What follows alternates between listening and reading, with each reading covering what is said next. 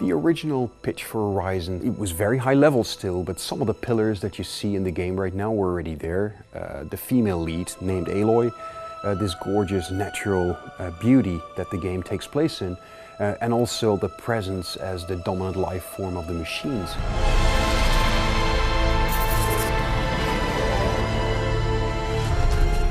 The machines turned out to be very much animal inspired. That is something that the game designers found to be a very natural way for us to portray these machines. We knew basically we wanted them very big and very awesome, and we wanted lots of them, but we didn't necessarily know what the exact look of it's going to be. We also played basically with more insect-like creatures or more traditional looking robots, but this whole aspect of nature basically and the majesty of nature combined with this much more sort of prehistoric looking creatures really created a very unique setting and a very unique look.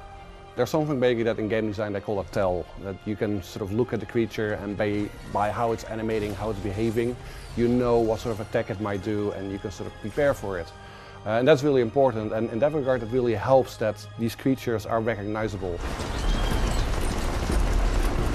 We came up with lots of ideas for different animals that we sort of wanted to recreate in the game. But also at the same time we were looking for different opportunities for the player in terms of maybe there should be an enemy or a machine that has a lot of loot on them. What kind of machine would fit with that?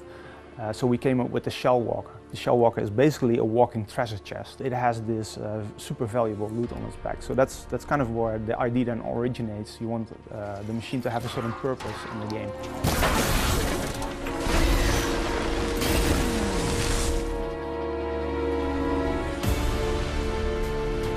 We wanted basically every aspect basically to have their own robots, and of course basically there are lakes and rivers and other sort of water bodies in our game as well.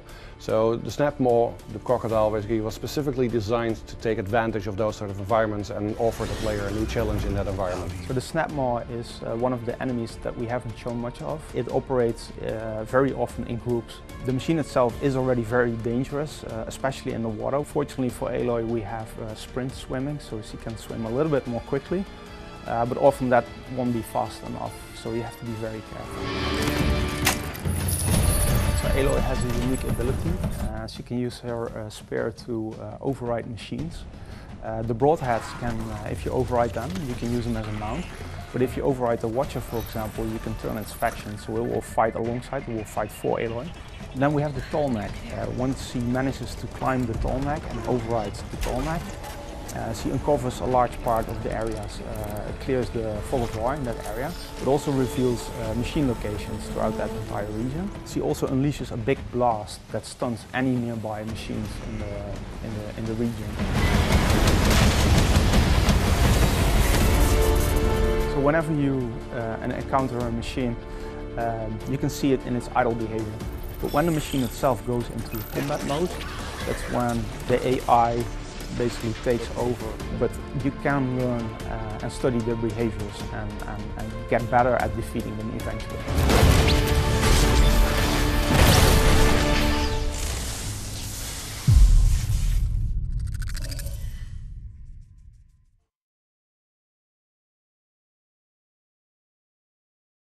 PlayStation